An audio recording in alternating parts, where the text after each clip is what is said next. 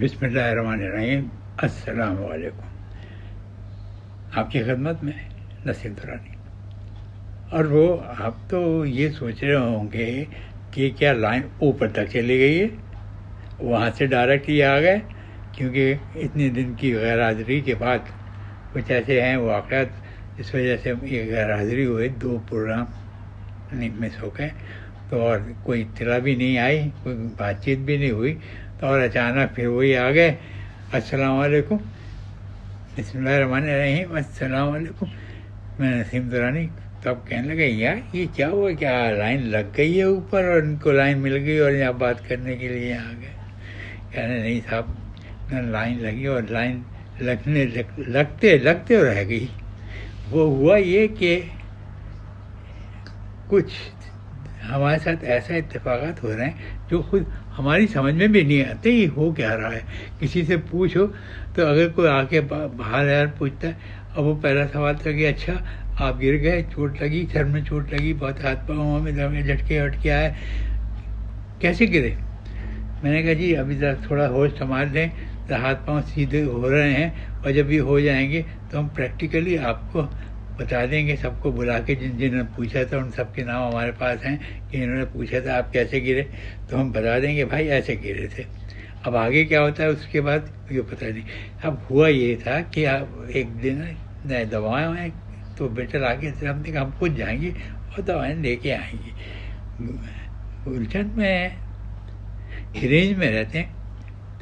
Greens में घर से निकले बहुत अपना उसी एकदम फर्स्ट क्लास टीचन टाइज होकर निकले और बीवी ने कहा कि मैं भी साथ चलूँगी आपकी हिफाजत के लिए। मैंने कहा जाओ, कुछ नहीं होता।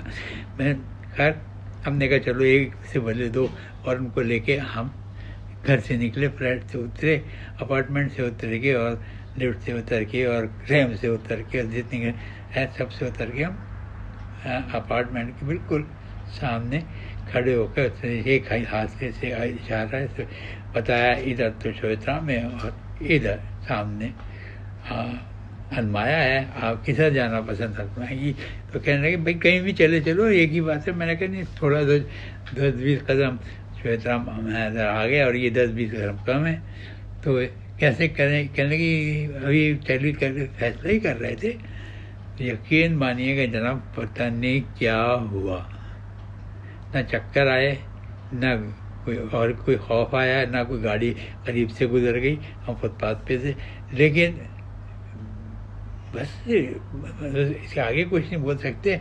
ये कि एकदम गायब हो गई टांगे, पता नहीं किधर चली गई थी, क्या खड़े होने की ताकत नहीं हो रही थी और हम खड़े कद से सर के बल फुटपाथ पे आ गए। और जो हमारी हिफाजत के लिए अपने आप को बहुत बड़ा समझ रही थी, वो जो देखा तो वो भी बराबर में आराम से क्यारी के साथ पड़ी हुई थी, हम भी और हमारे सर ज़मीन से जब टकराया जाके, यकीन मानिएगा इतनी जब हैबतनाक आवाज़ निकली कि हमने कुछ होश में तो थे ऐसे पूरी तरह से, एकदम पकड़ के चारों तरफ से टटोल के देखा कि भैया ये पूरा है या एक आध पीस कम हो गया हो? तो नहीं, पूरा था, थोड़ा सा खर्चा लगा था उससे हर लाइफ प्लेट। उसके बाद हमने खड़े होने की कोशिश की, कुछ लोग आ गए, सिक्योरिटी वाला आ गया, उसने पकड़ के खड़ा किया, कहा एम्बुलेंस कॉल करूं? मैंने कहा ये घर पर एम्बुलेंस क्या करेगी, तो मुझे अपार्टमेंट तक छोड़ दे। तो कहा हम वो तो मैं छोड़ दूंगा, लेकिन वहाँ जाने की नौबत तो नहीं है। मैंने कहा नहीं ऐसी नहीं, मैं पूरी तरह सही हूँ। तो साहब वो ऊपर गए और सही सो गए, बताया उसने कहा ठीक है। मैंने कहा नहीं ठीक तो नहीं, ये तो सुबह पूछेगी ज़मीन भी और हमारी खोपड़ी भी क्या हुआ था। तो साहब ये एक वाक़या हुआ जिससे सारा वजूद हिल के रह गया और मैं बहुत परेशान भी हुआ। दूसरे फिर उसके साथ वो कुछ पहले से आया था, कुछ तबीयत में ख़राबी थी, कुछ मजबूरपना था, कुछ सुस्ती थी, कुछ कमज़ोरी थी। इसी दौरान से पहले मैं अपना वज़न भी खासा लूज़ किया था, खासा स्मार्ट हो गया था। लोग तो कहते हैं स्मार्ट हो गए थे, हम कहते हैं कोई दुबला पतला हो जाए, अच्छा खाता पीता इंसान तो वो ऐसे ही बर्दाश्त होता है कि यार तो अब तो जिसका बच्चा आगे पकड़ के सड़क पे 2 हाथ मार देगा कि सीधे चलो, क्योंकि अब तो दुबले बदले हो गए। यार उससे भी निमटे और इतना इतना इलाज और ये और वो होते होते कल एकदम अचानक ख्याल आया कि भाई हमने अपने सुनने वालों को बताया ही नहीं। अब सुनने वालों को क्या बताते, वो भी परेशान हो जाते, वो भी पूछते कि क्या हुआ, क्यों हुआ, कैसे हुआ। 1-2 जो करीबी थे उनको पता चल गया, जिसमें वो हिमा थी और विजय था और सिंह साहब थे और शारिक साहब थे। तो उन्होंने सबने देख उनको पता, तो बेचारों ने इंडिविजुअली आके घर पे पूछते रहे और हमारी सेहत को बूस्ट करते रहे। अब एक बात हमने सुनी थी एक साहब से कि जो हमें याद आई अब गिरने के वक्त, उसको उठने के वक्त, कि उन्होंने बड़े पढ़े लिखे और बड़े सही आदमी थे, ना हकीम थे ना डॉक्टर थे, लेकिन तजर्बा हर चीज़ का था, बहुत तजर्बा। तो हमने कहा उनसे ऐसा ऐसा हुआ, सर में भी दर्द है, कंधों में भी और ये भी और फलाना भी, दिन का भी। सारी बातें सुनने के बाद कहने लगे भाई इसका इलाज तो हमारे पास तो एक ही है बगैर दवा के। हमने पूछा सर वो तो बड़ी नेमत है, इस दौर में दवा के साथ इलाज कराना तो बड़ा महंगा पड़ जाता है, आप कह रहे हैं बगैर दवा के। बगैर दवा के क्या हवा को दम करके दे देंगे, बोतल में बंद करके इसको सूंघ लिया करो। अरे यार तुम ऐसी बातें करते हो, ये बस सुन के मुस्कुराहट आ जाती है। मैंने कहा जी ये तो लगा करा मैं कि हमारे पास इतनी अकल है कि दूसरों के चेहरों पर मुस्कुराहट लाए, लेकिन जब असल मसला होता है तो कोई मुस्कुराता भी नहीं सुना है, चुपचाप प्रोग्राम सुनते रहते हैं। अब उन्होंने कहा कि मैं कहा जी सर वो तो बताइए। कहने लगे इसका एक ही इलाज है और वो इलाज बड़ा आसान भी है और बड़ा हो भी जाता है, और तुम जैसे आदमी के लिए तो बहुत ही 2 मिनट में बैठ जाओगे। मैंने कहा जी बताइए। मैं पूरी तरह आपको सुनने के लिए तैयार हूँ, हर चीज़ और से सुनूंगा और सवाल कोई नहीं करूँगा जब तक कि पूरी तरह काबू में ना आ जाए। कहने लगे भाई एक इलाज है कि आप अपने हम उम्रों में 1-8 घंटा दिन में किसी वक्त गुजारें, उनकी मजलिस बनाएं, महफिल में जमाएं, और जो ऐसा आप करते रहते हैं वैसा आप करें। आप जब बैठे रोज आहिस्ता आहिस्ता चले जाते हैं तो फिर आपको फिर 1-2-4 महीने के बाद, 1-8 महीने के बाद, 2-4 तो नहीं, 1-8 महीने के बाद आप फिट हो जाएंगे और आपकी टांगों की जो तकलीफ है, जो बेजानी की हुई है, वो भी ख़त्म हो जाएगी। और आपकी खोपड़ी में जो है कि आपके सारे वो प्रोग्राम झड़ गए होंगे, मैंने कल देख लिया था, मैंने प्रोग्राम अंदर ही थे सब, कोई तक प्रोग्राम नहीं झगड़ा, नाक के से देखो सब देख के हमने कहा नहीं वो तो सब इंटैक्ट हैं, अंदर ही फंसे हुए, अब निकलना शुरू होंगे। पहले मैंने कहा थोड़ा सा लाइन पे आके देखो तो सही कि हम बोल सकते हैं या आगे। अरे कोई भरोसा नहीं भाईजान, उसका दूसरे ममालिक में है। तो हमने बोलना शुरू किया और जो आपके साथ जो बोल रहे हैं ये उसका रिहर्सल है, या कह लीजिए बातचीत करने का, अपनी एबिलिटी को पहचानना कि वाकई में मैं वैसे ही का वैसे ही हूँ या कुछ बिगड़ गया हूँ। अब ये बातें तो सब अपने टेस्ट के लिए थी और मैंने इस वजह से आपको नहीं बताई कि आप हम को परेशान हो जाएंगे।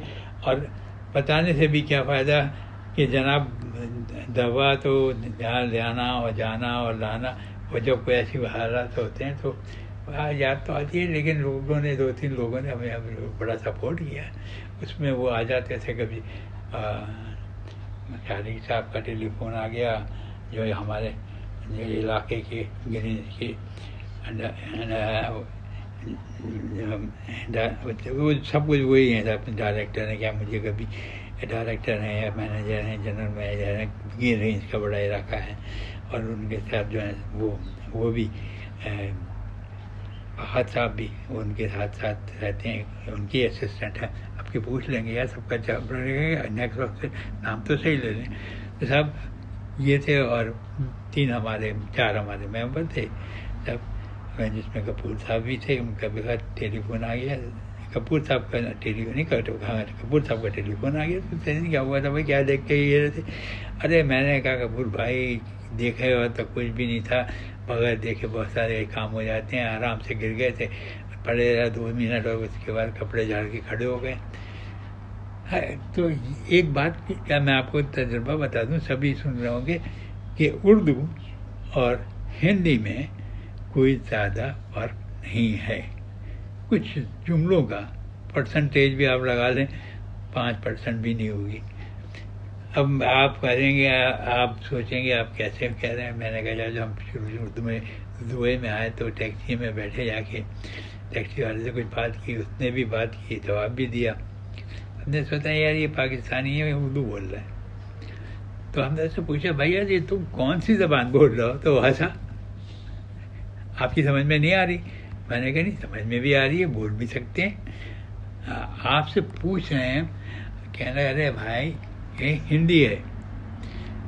मैंने कहा हिंदी है, मैं तो उर्दू में बोल रहा हूँ। तो कहने लगे मैं हिंदी में सुन रहा हूँ। मैं कहा ये क्या बात हुई भैया, हाँ मैं उर्दू में बोल रहा हूँ, आप हिंदी में सुन रहे हैं और हिंदी में जवाब देंगे, वो मैं समझ जाऊँगा। कहने लगे साहब थोड़ा सा फ़र्क है, बाकी सब एक ही चीज़ है। हमने कहा अच्छा भाई शुक्रिया तुम्हारा, तुमने हमें बता दिया कि एक ही।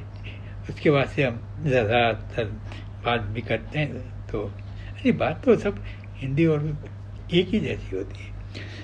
तो ये साहब ये कुछ दास्तान से इंशाल्लाह अगले प्रोग्राम में हम कुछ ना कुछ साथ हो जाएंगे। आपके बेफिक्र रहिए और इत्मीनान से बोलेंगे और इत्मीनान से आपको बताएंगे कि अभी क्या है। अभी तो तकरीबन 90% तो हम सही होगा। अब 10% में तो बड़े बड़े सड़क पे बावले फिरते हैं, उन्हीं में शामिल हो जाएंगे। सड़क के बावलों पे 10% पे हम बोलते फिरते हैं, पता नहीं क्या क्या। तो हमने कहा ये 10% तो हमारे सेफ हैं, पर अगर और सही हो गए 90-95 हो गए तो फिर हम आपके साथ हो जाएंगे। अभी तो अल्लाह का शुक्र है, सब तबीयत सही है, मैं भी सही हूँ, तबीयत भी सही है। ये कोई टेलीफोन आ रहे हैं, अब उनके टेलीफोन सुनेंगे तो क्या और आपसे बात करेंगे। खैर बाद में भी बात कर लेंगे, देख लेंगे नंबर। अब मुझको इजाज़त दीजिए, थोड़ा सा आज का प्रोग्राम की बुनियाद रखी है दोबारा से, क्योंकि 2 हफ्ते बंद होने का मतलब ये है तो 15-15 दिन के लिए नहीं 10 कितने दिन के लिए, एक हफ्ते के लिए।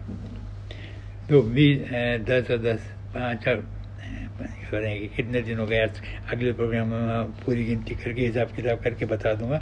अब ये अभी तो समझ में नहीं आ रहा है कितने, 2 प्रोग्राम हमारे मिस हुए हैं। एक प्रोग्राम है 78 और एक अब आगे लगा गया कुछ हो रहा। बस इतना ही था, बताना था, इन्फॉर्मेशन देनी थी। अगले प्रोग्रामों का प्रोग्राम करना था, ये बताना था। ये सब हो गया तब। अच्छा साहब इतने सारी बातें आपसे हो गई और बिल्कुल सेहत और तंदुरुस्ती के साथ हो गई, तो इसके बाद में हमेशा से हम कहते हैं, लेकिन थोड़ी सी झटक आई है, हम लोग भूल गए कि आपको कहें अल्लाह हाफिज़, खुदा हाफिज़, शब्बा खैर, और अल्लाह आपको उम्र सेहत और तंदुरुस्ती दे और ज़मीन पे से गिन लुढ़कने की ताकत अता फरमाए।